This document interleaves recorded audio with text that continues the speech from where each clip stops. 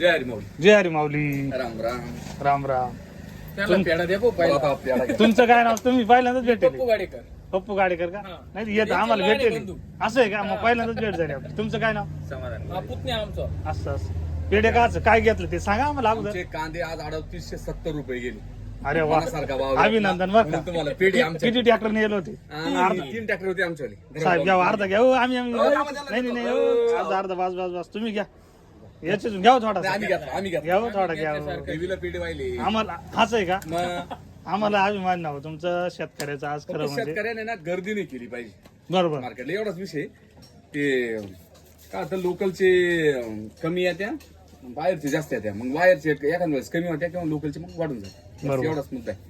बरोबर एकदम खरी गोष्ट आहे. रेट एकदम व्यवस्थित आहे. 3800. सगळ्याला त्या दिवशी भाव. 18 तारखेला माझा ट्रॅक्टर 3899 रुपये गेला होता. हा हा परत 2 दिवसात मार्केट कमी झालं. मग कमी व्हायचं कारण असं का आवक अति वाढली. बरोबर अति बरोबर. वाढल्यामुळे व्यापाऱ्यावर लोड आला, त्याच्यामुळे ते ना थांबून घेतलं. बाकी काय नाही. तर शेतकरी कॅमेरा मित्रांनो, चालू होता मग कॅमेरा चालू ठेवला. शेतकरी मित्रांनो नमस्कार. सांगायचा विषय असाच आहे का आपल्या शेतकऱ्यांनी, मला वाटलं त्यांनी काही साधन घेतलं असेल म्हणून चला बुवा आणलं काहीतरी पेढे वगैरे आणले आपल्याला. तर त्यांचे कांदे ना त्यांच्या मनाजोग्या चांगल्या भावामध्ये गेले म्हणून त्यांनी आपल्याला पेढे आणले. खूप आनंदाची गोष्ट आहे. असाच रेट शेतकऱ्यांना मिळत राहू. पण त्यासाठी त्यांचं म्हणणं एवढंच आहे का टप्प्याटप्प्याने आपण सगळ्यांनी ना टप्प्याटप्प्याने विकले पाहिजे. बाजारात कांदा आणला पाहिजे. थोडा- का एकाच दिवशी घाई नाही केली पाहिजे.